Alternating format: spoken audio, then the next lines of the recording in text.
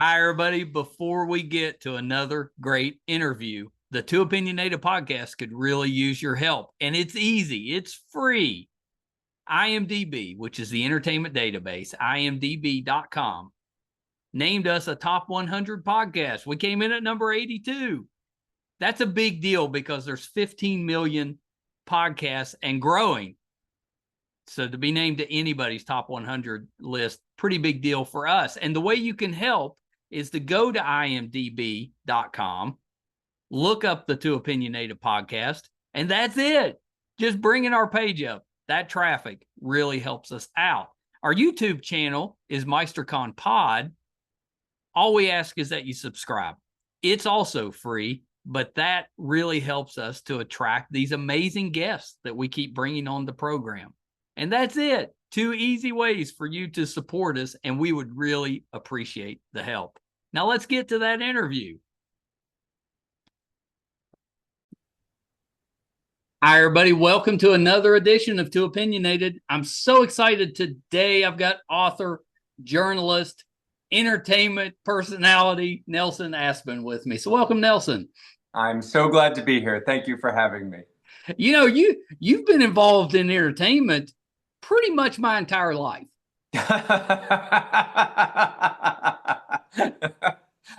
We got to work on your approach, but okay. Yeah, well, that is true. I did start when you were maybe knee-high to a grasshopper. Well, I'll tell you this. I remember you being on Search for Tomorrow, and that was probably early 80s, maybe? Yeah, it was. And I started there in 1983, I think it was. Yeah. I made a deal with my parents. I was a teenager, and I was like, why am I studying? Why am I going for a college degree if I want to be an actor? Just let me try and be an actor. Go that way. And my dad made a deal with me. He said, I'll support that for 1 year.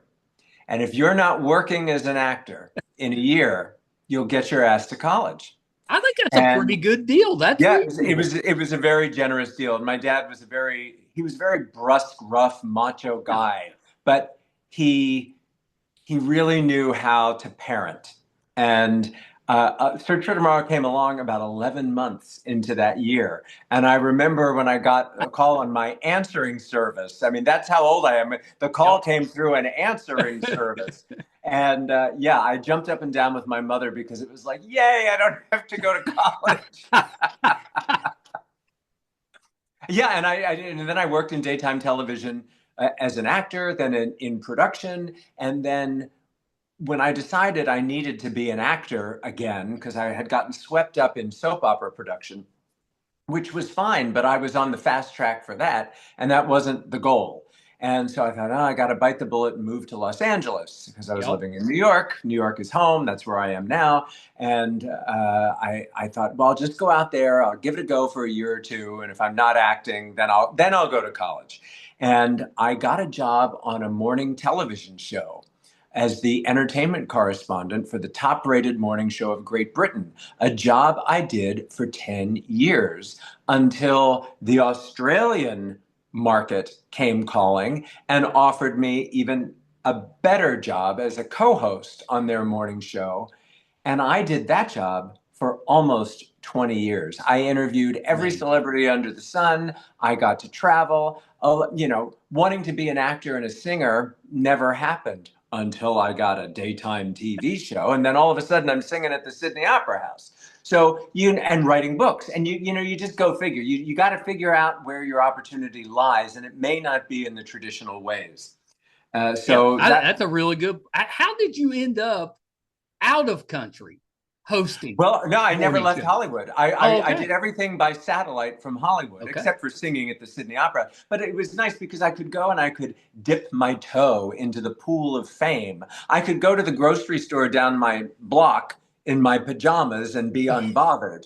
But if I walked the streets of Sydney, Australia, it was like, wow, there's the guy from our morning show. So it was a wonderful career, and it gave me the opportunity not only to do the things that I wanted to do, but it also very importantly gave me the ability after 20 years to move back to New York, which is home, always was home. I just had to have that 2-decade hiatus in the middle, but that was great too because I had a terrific career. I interviewed everybody. I was part of the unfortunate O.J. Simpson double murder fiasco through friend. I mean, that's all in one of my other books.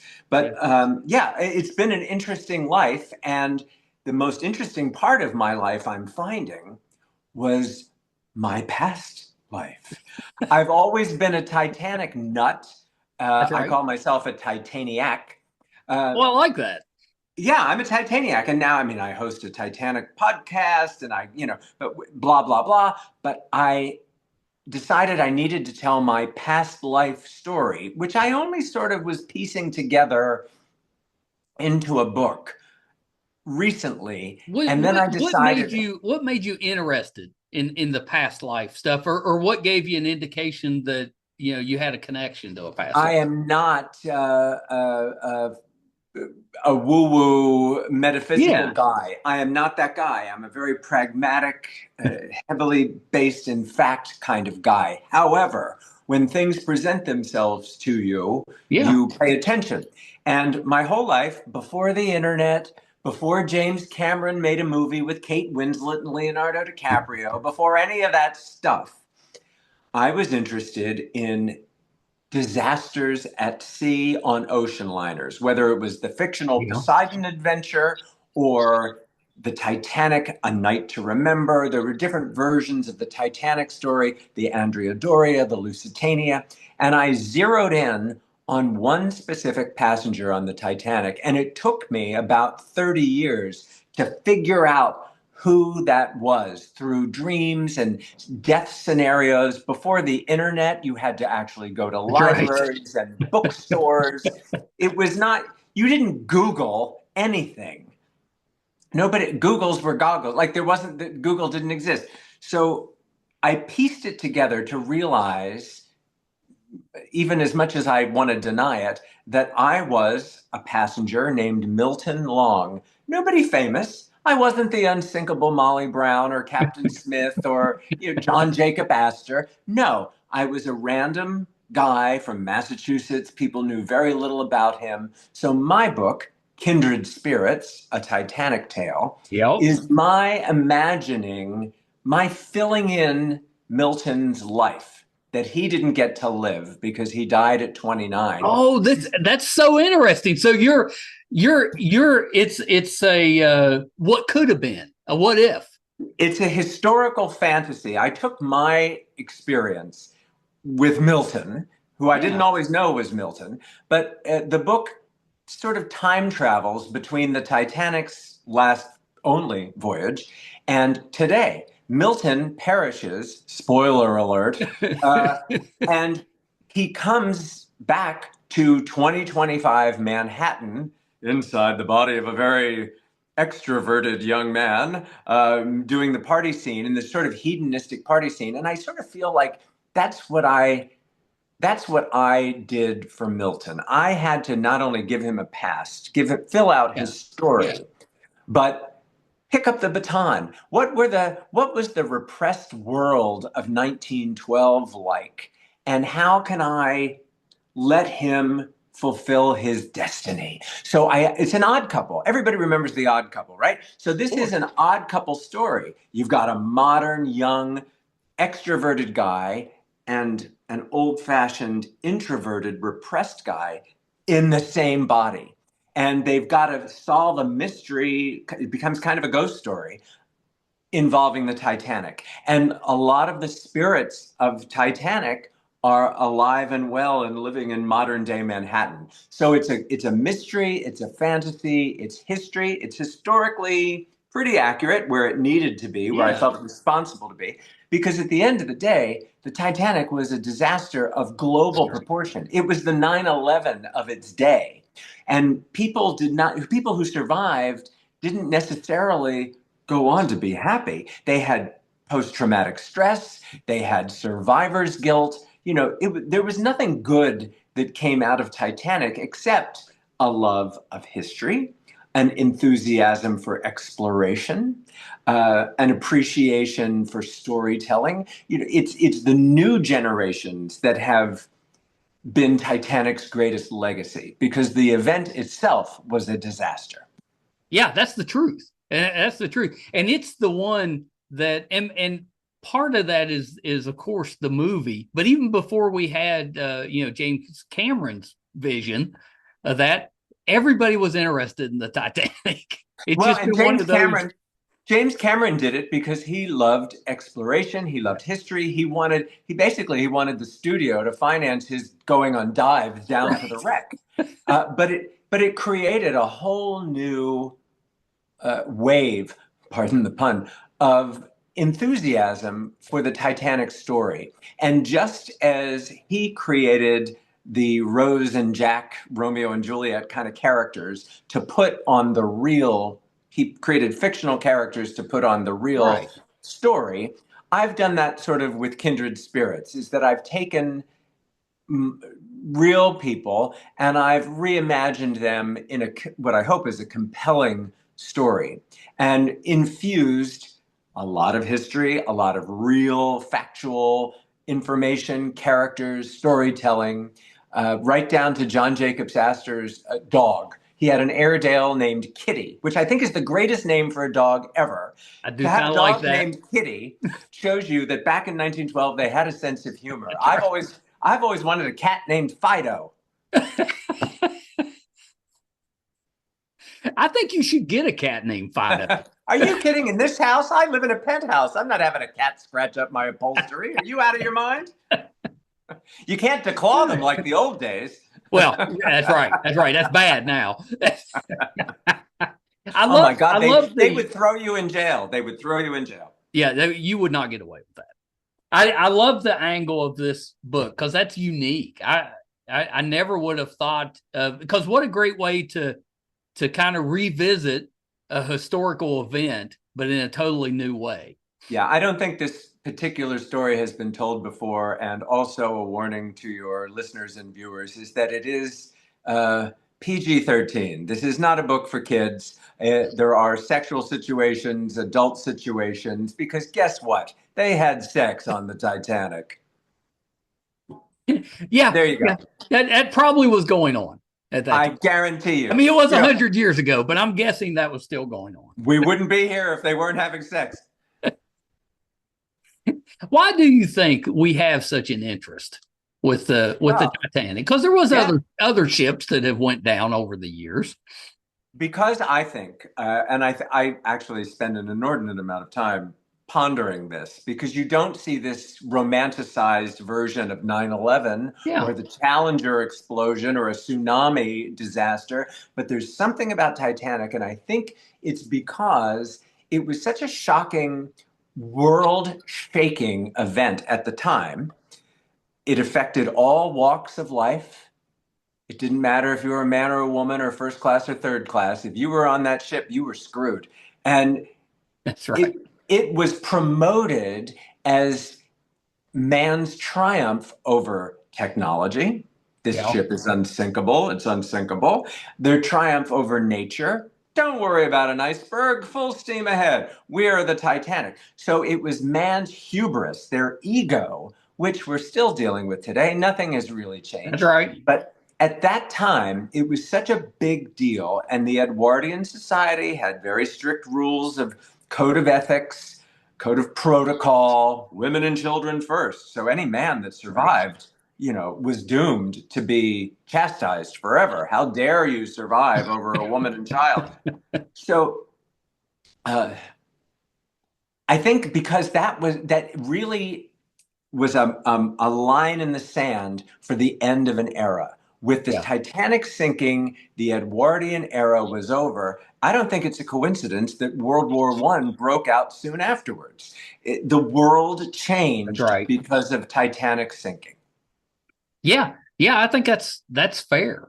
So that makes it romantic. It makes it romantic the way that some people want to, you look at Gone with the Wind and people are like, oh, it's so romantic. Are you kidding me? It was a civil war.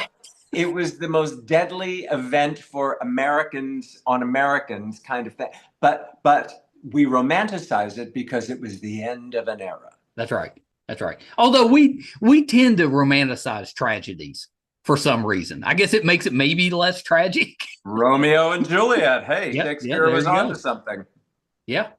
Yeah. What do you make of like the issues we have with some of the subs that went to explore the wreckage, and we had some adjacent tragedies. Yeah, the Titan. That was what, a year and a half ago or Yep. so. The Titan submersible. What's fascinating to me about that, and I did an awful lot of commentary about it because, Yeah. not surprisingly, I host a Titanic Talk podcast. Anywhere there's Titanic, you'll find me buried under the wreckage. But when the submersible imploded, tragically killing the 5 people on board, my first thought was, here we are, over 100 years later, the Yeah. Titanic is still killing people, and it's killing people the way it killed people then. People blind to the fact that we're human beings and we can't conquer the ocean. Right. The ocean is going to win. We can't conquer technology. We can perfect technology, but that sub was an accident waiting to happen. And Yeah. then it finally happened.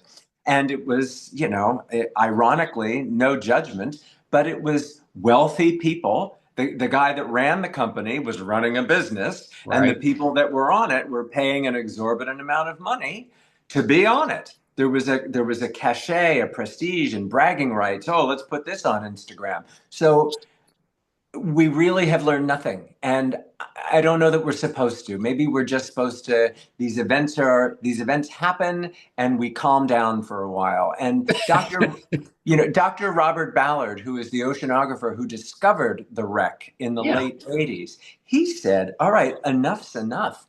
Stop. We have the technology now with AI. We've taken all the photos and video. We can recreate it virtually. Yeah. So you don't have to risk your life and spend $1 million going down there. You can put the headset on and do it that way and honor the final resting place of those victims, Right. not disturb the wreck itself. Although I do appreciate the artifacts. I mean, who Sure. doesn't want to Yeah. go to an exhibition and see it? I Yeah. understand the historical archaeological value, but I don't think it's worth risking your life. Yeah, I kind of agree with that. And I haven't heard anything since then, but my guess is at some point they'll go back out there. Yeah, well, there's a lot of treasure down there Yeah. yet to be collected, and a lot of times that gets justified, and I'm not sure that I disagree, because the ship split in two. There's a Right. huge debris field. All the contents of the ship emptied out onto the ocean floor from when Yeah. the ship split. So if you're picking stuff up off the ocean floor and not disturbing the integrity of the ship itself, which is disintegrating Right. more every day, then okay, who's to say it's wrong to pick up a teacup off the floor? But you don't want to destroy the structure that's already on its Well, way that's out. right. That's right. Yeah. Yeah. I'm kind of with you on that too, because we've already got all the footage and we can recreate it now. So is there a reason to go down there other than if you're just looking for treasure? Right, right. And who doesn't like a chamber pot or a fork? You know, Well, if it's 100 years old, maybe. 113. 113. Yeah. I mean, maybe. What do you hope that people get out of this book? Is it just Well, enjoyment, or yeah, is there some stuff in there that you're hoping that comes across? you can hear the sirens. You can tell I'm in New York City right now. You can hear the sirens whizzing by. What I hope they'll get is that it's a page turner. I would like to think, and the feedback I've gotten from reviewers and readers who've gone through it so far, very positive. Just that it's a fun page turner. It's a Yeah. mystery. It's a ghost We story. all love a It's mystery. Yeah, and it's then, it's now, uh, but it's also, if you're a Titanic enthusiast, Yeah. it also is fun to have these characters. You do get to interact and rub elbows with the most famous characters involved with Titanic. But regardless, Yeah. I think it's a compelling mystery. Yeah. How long have you been doing the podcast? The podcast came about because a good actress friend of mine auditioned for James Cameron's Titanic film. And what the audition criteria was to write a monologue for your audition from the point of view of an actual Titanic survivor. Oh, Now, okay. this was 1996, before we all had That's right. internet. But I had a library full of books about Titanic, and she had no clue about the Titanic. And I said, oh, I'll help you write a monologue from the point of view of one of my favorite survivors, the Countess of Roth. And so we wrote her interview. She got in the movie. 25 years later, she made a documentary called Ship of Dreams, Titanic Yep. Movie Diaries, about the experience of working on the film. And I appear in the documentary with her, telling the story of writing her audition piece. Yeah. So she and I decided to help promote the documentary, we would do this podcast, Titanic Talk. We'll do 5 or 6 episodes. We'll see what happens. We are at 51 and counting, and we have extended our family of friends and colleagues because we Love it. interview super fans, Yeah. historians, authors, divers. We interview people that have gone down to the wreck.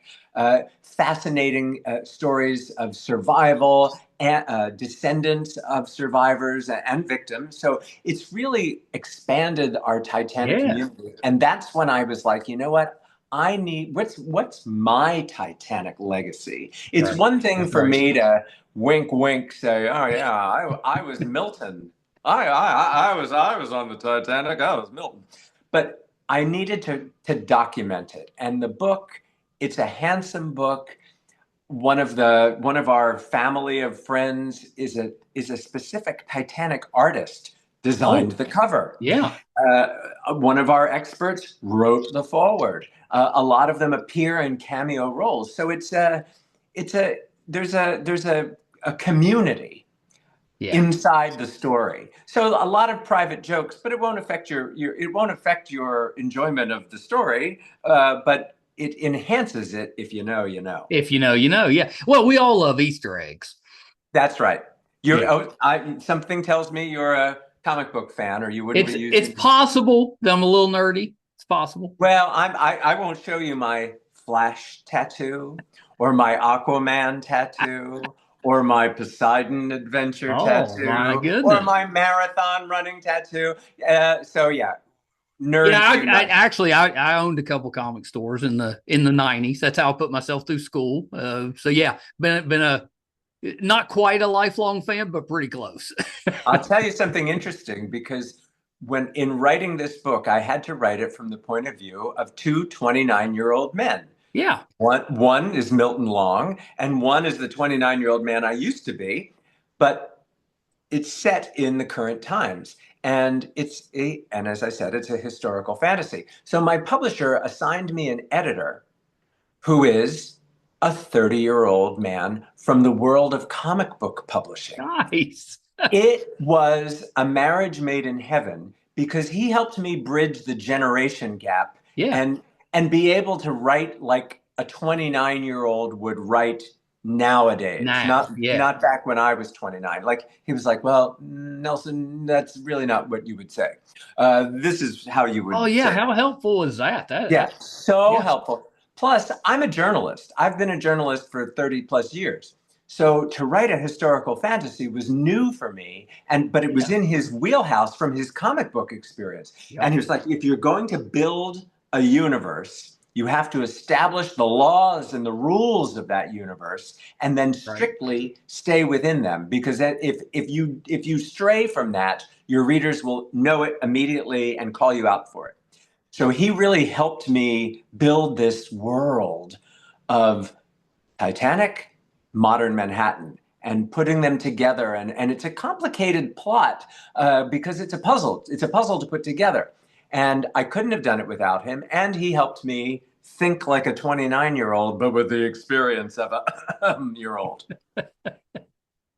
I love that. That's a great I did Everybody because should have an editor. yeah, Everybody yeah, needs an editor. yeah, yeah. Now I think we need editors just for daily life. Well, some people call them spouses, Yeah, well, okay, fair. personal assistants, Yep. interns. I don't know. Have you if if Milton was a previous life, Yes. does that make his descendants related to you some way? It would if he had any, but he died without siblings or children or being Okay. married. Yeah, that was kind So, of what I was getting at was have you thought about, trying to oh yeah, contact yeah, some of yeah. them? Yeah. That's part of the fun of doing something like this is if you're a history buff, which I am, is getting to do the research and filling in the blanks. We know we don't know too much about Milton, but we do know the specifics of when his body was recovered, what he was wearing, the personal effects he had, where he was interred. He was interred with his parents. I think it's very sad. I think the plot that they are buried in was to accommodate 8, and it's Oh, just gosh. Milton and his parents because they sort of expected they would have more family, and Yeah. it's sad and death is sad. But I've given Milton life beyond I was gonna say you kind of brought him back. life. Yeah. I love that. Good for you. It is a shame though that there's not descendants that you could contact. I think that'd be neat. Probably a relief. It's probably a relief. They Probably is. probably, oh well, that's not what. Rah, rah, rah, rah, rah. So I am very conscientious of the fact that the Titanic is not a love story. It's not an action movie. It's a freaking disaster Yeah. where people died. Man, this was not. This was not. Well, and it wasn't like they died happily. That was awful. Correct. It was horrifying. I mean, and as horrifying as it was for those who died, I mean, think about being in the water or being in a lifeboat and watching that out alone in the middle of a freezing ocean, no phones, no No, nothing. And there goes what you thought was the answer to the industrial age upside, practically upside down and yeah. sinking. Mm. It's unfathomable. And as great as James Cameron's movie was in depicting the visual horror, we can't begin to imagine what it must have been like.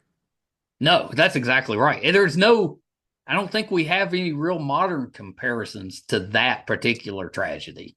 Well, I still have to look away from a lot of footage of 9/11. You mentioned that before, and that probably is the closest we've come, at Yeah, least here in America. yeah, and there are images, there was footage, and that's I can't imagine uh, how you would tell a Romeo and Juliet story in that. Right. What was it? There was a famous book. I can't think of it now, but there was a famous book with a complicated name, and they made a movie version with Sandra Bullock, but it was about 9/11, and it was trying to tell the human effect Oh, of. I think I watched that. Yeah. It's got a Well, there funny was name, several like. movies that came out around that time. Yeah. I don't know. And I remember I interviewed Sandra Bullock for that movie, and it was such an awkward interview because, hey, you're doing a press interview. Hi, Sandra Bullock. Everybody loves Sandra Bullock. And, you're sitting down there doing sort of assembly line interviews, and the movie was just so gut wrenching and hard Yeah, to take. How do you talk about a movie when you're in a hotel suite with Sandra Bullock and you want to that's shoot the right. stuff? No, no, it's tricky.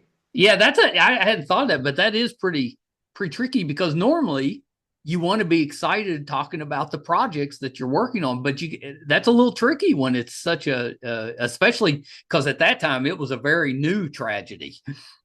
That's right. And I remember interviewing Annie Potts for Yeah. Toy Story 412 or whatever one it was, and I actually spent 9/11 with Annie Potts. I was in a Really? graveyard in Pasadena doing a TV show that starred Annie Potts. It was a Lifetime Network TV show called Any Day Now. And the shoot was in a graveyard in Pasadena, California, and it was the storyline was that it was a Civil War commemoration. So Yeah. everybody was dressed in Civil War outfits. The women were all in Oh, that had to be very antebellum, surreal. gowns, and the men were all in Confederate uniforms. And Yeah, I played the villainous reporter who came in to cause trouble at this of course. thing. But as we were filming it, 9/11 happened. Yeah. And I had a trailer because I was a guest star, and my trailer was the only one that had a functioning television, weirdly. And again, it wasn't like the days where everybody had the internet. We had flip phones. Oh, I know. Yeah. So everybody, hundreds of extras in Confederate uniforms and big giant Scarlett O'Hara gowns were crowding into the trailer trying to watch the events happen, and we're stranded. They shut down the airports, they shut down the freeways. We're like trapped in this Wow. graveyard in Pasadena. So anyway, flash forward 25 years, and I'm at Disneyland interviewing Annie Potts for Toy Story movie. And I sit down with her. It was the opposite of what we're just saying with Sandra Bullock. Instead of like, having a lighthearted conversation about a serious subject, it was the opposite. Here we were supposed to be having Toy Story, Toy Right. Story. And I was like, oh, Annie, I haven't seen you since Haven't 9/11. seen it since the day. Yeah. And she's like, what? I'm like, Pasadena graveyard. And she was like, oh my God, you were there. And it was crazy. It's crazy. Yeah. That's like a pretty great story, but about a pretty terrible subject. Yeah.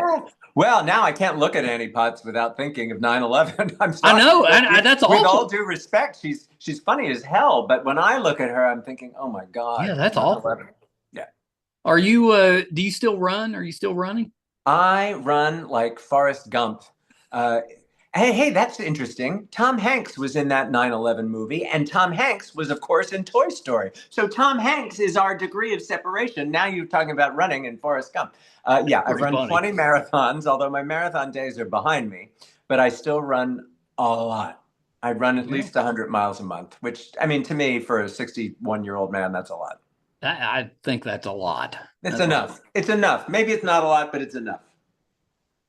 I've got a actress friend in New York, and she called and was training for the New York Marathon, and wanted me to do that with her, and I was like, and I run, I'm a runner, but marathon I've never done. I was like, Well, okay, I'll think about it. Well, my, she ended up getting hurt, and well, I'll have to admit, and she's fine now. It was just temporary, but I have to admit, I was a little relieved because that's such a commitment. I mean, 26 you're a miles. great Come on. friend. What a great friend you are. She got I hurt. know. I was a I little told her that relieved. too. I was like, I'm so sorry you're hurt, but also a little relieved. I'll tell you, for anybody that's interested in marathon, I never thought I could run a marathon. And I started in it was the same year as 9/11, was the first year Yeah. I ran a marathon. And I ran 20 after that in total. But it was Jeff Galloway. He owes me money for promoting him. Jeff Galloway's marathon running method, it's a run walk ratio where you determine what your comfortable pace is. And for me, it was a 10-minute mile. So I would Yeah. run for 10 minutes and walk for a minute, run for 10, walk for one. And it enabled me to run 20 marathons. And I don't know, it worked for me. Might not work for everybody, but worked for me. I've never known that method, but that's kind of how I run. I chunk it into miles, but more like tenths of a mile. And I can run, a 10-minute mile pretty easily. And then if I want a break, I take a break for like a minute, and then I Yeah, can get back to running. And I'm able to go for quite a while doing that. one of the perks that comes with age, or maybe I'll just say time, is when you realize, you know what, you don't have to prove anything. Like you're allowed to take a walk break. You're Yeah. allowed to, I don't know, you're allowed to have a martini at night. You're allowed to stop and go to the bathroom. Like, give yourself permission. Yeah.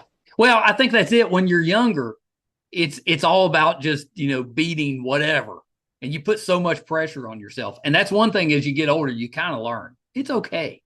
You know, you can still push yourself, still get that satisfaction of, accomplishing something without killing yourself or Yep. making yourself miserable.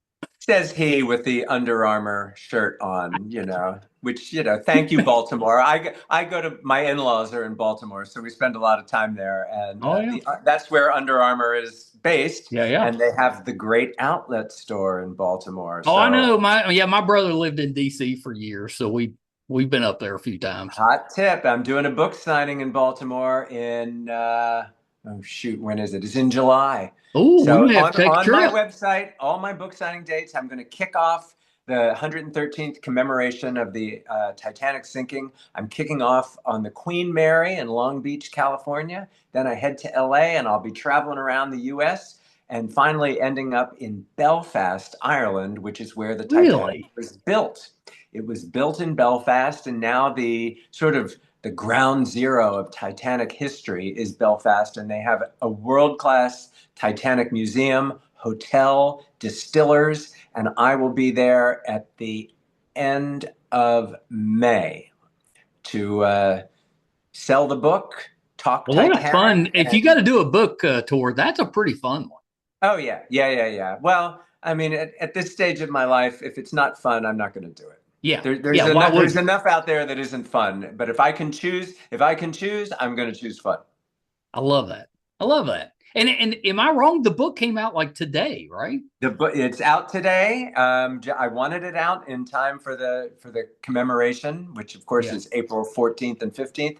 But yeah, it's out. Kindred Spirits. So Titanic Tale. how many of the books are you carrying with you as you go on this book tour? Well, I'm not carrying books to Belfast or Long Beach. I will carry books around New York City, but I will not carry books. Otherwise, they can be sent from the publisher to my destination.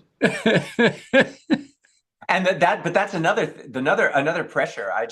For some of my previous books, I just did the maiden voyage of Cunard's new luxury liner, the Queen Anne, and I dragged along my books for that. And the whole thing is, you gotta sell them all. You do not want to have to schlep. That's right. You don't want to bring them home. Any books home. You think you're not a great salesman. You become a great salesman when you look at a pile of books and think, I got to drag that across the country. No. Yeah, that's a pretty fair statement. I'll make you a deal. My mother is a big fan of your dinner party book. Oh, well. Yeah, she has leaned on it for several years now. There were, I try to include, I've never done a Titanic meal. That's very popular to do, recreate the menu from the Titanic. I haven't done that. I really don't care to eat aspic, which is really just like gelatinous stuff. What is that? It's a gelatinous mold. And I mean, it's molded like Jell-O, not mold like a virus or a bacteria.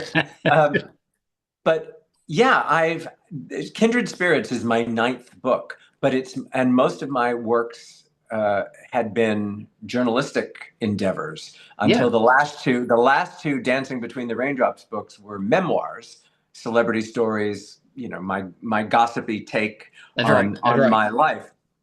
But Kindred Spirits is special, even though it's my 9th child. It's still a very special child, because it's my first historical fantasy, and it plays into my passion for Titanic. Yeah, I love that. I think when you can, when your passion can meet what you're actually doing, that's a pretty good place to be. Thank you. Yeah, that's not terrible. I know we got to wrap up. I wanted to ask you about you did a little Tony Bennett tribute. Thank you for asking, because I'm a singer on the side, and had I not had which, by the way, very nice voice. I listened to a little bit of on your website. Oh, very nice voice. Yeah. You can find anything on YouTube. yeah, you want to be careful what you find from the 80s. But yeah, the singing was wonderful because my TV work, people were interested in Yeah. hearing me sing, not because I was such a great singer, but just because they knew me from TV. And then, oh, they're all surprised, like, oh, you can sing. Yeah, I'm you like, can yeah, sing. yeah, yeah. And I had done an amazing interview with Tony Bennett a few years ago in his home. I had run into him several times around the city. And finally, we started talking. Of course, you know who he is, and Right. he's freaking Tony Bennett.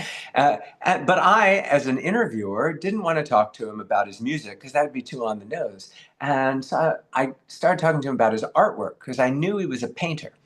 And I said, look, I work for this television show. Would you ever want to do a story on your painting? And he was like, when can we do it? Because it was something different for him. Yeah, We something all want to different. we all want to do something different. We all want to talk about our passions. For me, Right. it's Titanic. For him, it was his painting. Went to his apartment, this beautiful apartment overlooking Central Park. We spent hours and hours and hours, and we had this amazing interview, and he was showing me family pictures, and he wanted to give me a CD for my parents. And he was such a mensch. And when he passed away, I knew I had that interview. And I knew that his music is timeless. And I Right. was like, I'm going to put together a tribute show. I'm not going to imitate him. No one can imitate. Who wants to imitate? Right. I'm going to Right. honor him. So I will sing his arrangements. And I did his arrangements of all the songs. And, he didn't do any original songs. He covered popular Right. songs. That's right. And his opinion about that was, I only want to do quality work. His mother sewed dresses, a penny a dress, to get them through the Depression. And she said, only let me work on quality material. And he felt that way about music. Only let me sing established, solidified hits. But I used his arrangements and I intercut it with stories about Tony. He liberated a concentration camp, for God's sake. People don't think about that when they think of Tony Bennett. They think, oh, yeah, he Right. was the cool dude with Lady Gaga. Well, no, he liberated an actual concentration camp. He funded and founded a high school for the performing arts in his hometown here in Queens, New York. But did he name it the Tony Bennett School? No, no. He named it the Frank Sinatra School because of his friend, Frank Sinatra. This was an amazing man. Yeah. So I did this Tony Bennett tribute show last year. And I'm proud to say, I don't want to sound like I'm bragging, but I'm bragging.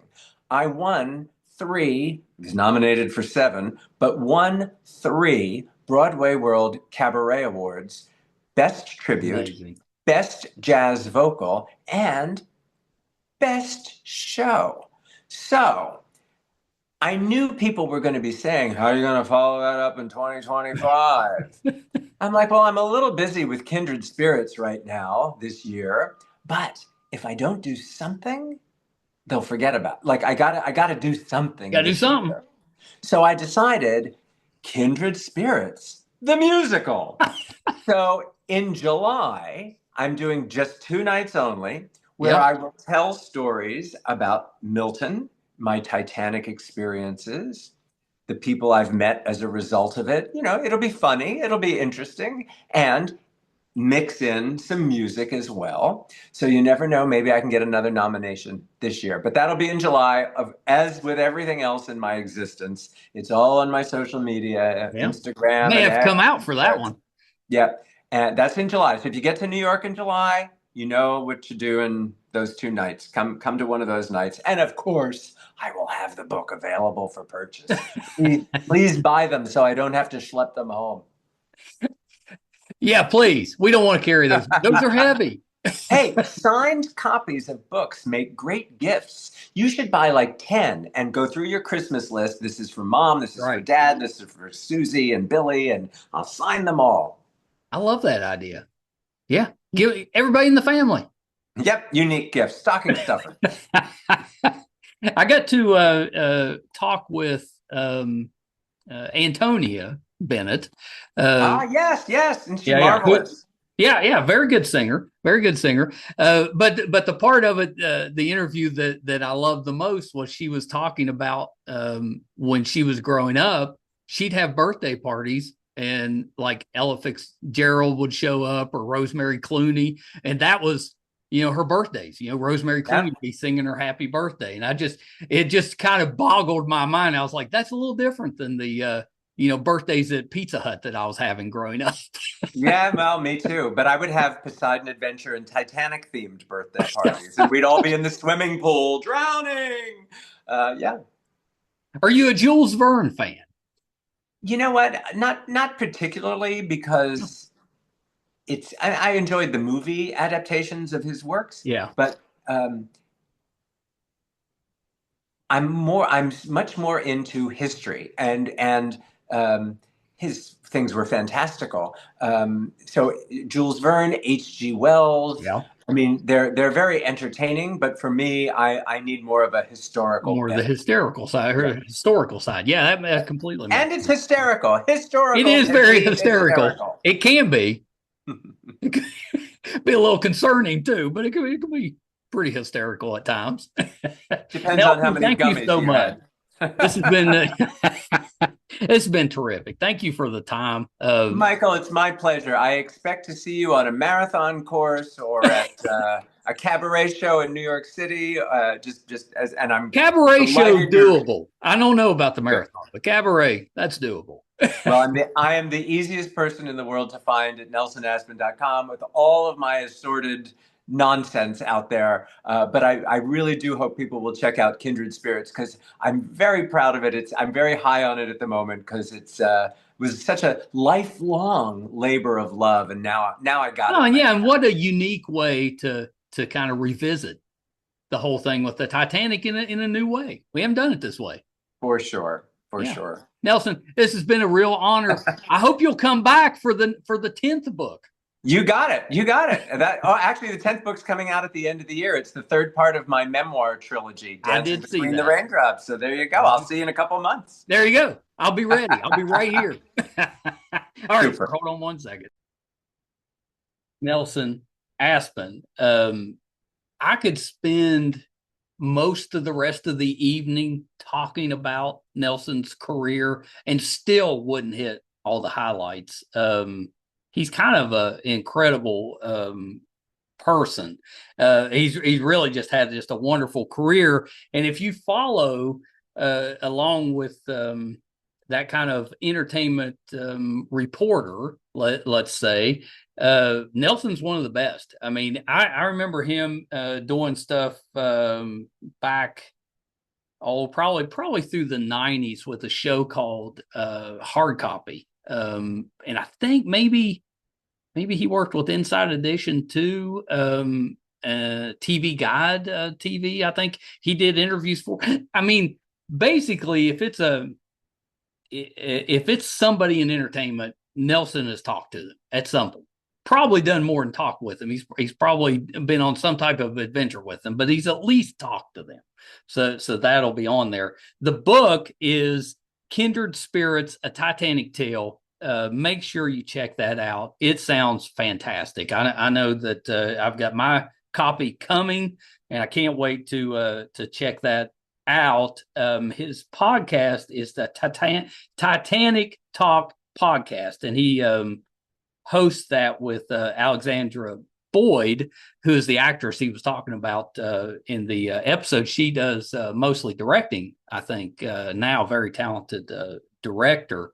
We are talking about the running, and I'll mention as well, I've been very open on this podcast about my struggles with a fairly new diagnosis of Parkinson's. I've been dealing with it for a couple years, but I got the diagnosis a little less than a year ago. It causes me sometimes to get stuck, to slur. Some of my speech gets affected because my face gets very tight through here at times. So sometimes that comes out. If I repeat myself, sometimes I'll say a word incorrectly, or I'll what happens to me a lot is I start down a line of thought, and mid-thought lose the line, and then have to adjust on the fly and try to either pick up what the heck I was thinking about or talking about, or just go in a different direction, which can be a little tricky when you do interviews for a living. So apologies. I'm working through that. I've been coming up with some ways to help me with those situations so that it's not quite as noticeable. Not that it's not difficult enough following, this accent, so take that as you will. But I brought that up because we were talking about running. The first indication that I noticed that I was having difficulty before the Parkinson's was confirmed is that I'm a runner, and I noticed my left foot dragging when I was running, and I was getting what I thought was plantar fasciitis. I was getting a lot of foot pain, but it was the Parkinson's. So I can say that the Parkinson's medicine that I'm on, the Lopadopa, is helping with the running. So my running is much improved. Not quite as good as it used to be, but pretty close. I'm back on the treadmill, and I'm pretty happy with the results. I need a little more downtime after a long run to recover. So I may not be able to do, I used to run 5-6 days a week, and I'd put in, 30 to 40 miles a week. I was pretty heavy runner. And now it's more like 2 or 3 times a week where I'm putting in maybe 15 to 20 miles. So still not too bad, but down quite a bit from what I used to do, although improved over what I was doing. I was down to the point where, I was running a couple miles a week, maybe. It was just too precarious. I was afraid I was going to fall. Most of my running is done on a treadmill, and I was unstable with my legs. I was really worried about. So that has improved. So I got off on a tangent there. Thank you guys for tuning in. Please support Nelson. It's Kindred Spirits, a Titanic. Let's try again. Kindred Spirits, a Titanic Tale. It's available now everywhere. Check that out. If you're in New York in July, hopefully I'll see you at the Kindred Spirits, the musical. So definitely check that out, nelsonaspen.com. You can find out everything that he has going on. Interesting guy. He's definitely worth a lot more time than the hour that we got to spend with him. If you're finding us for the first time, I am thrilled that you're here, and I've got some good news for you. If you enjoyed it, we put out episode 931 today. We tend to put out 4 episodes a week. We're very high volume, hoping to hit our 1,000th episode if I can get it out this summer. You can find all of those audio and video versions on our website, meistercon.com. So please check us out there. If you prefer to watch your interviews, our YouTube channel is MeisterCon Pod. If you go there, please subscribe. It really helps us out. It's free. It doesn't cost you a dime, but those subscriptions help us to attract these wonderful guests that we have. I would put our guest list up against any other podcast, talk show, anything. I think I'm very aware that I'm not the reason that you come here, but the guests that come on our show are top notch. So that's the reason the show does so well. And I'm okay with that because I'm a fan too. I love listening to them too. Thank you guys so much. Till next time. Bye, everybody.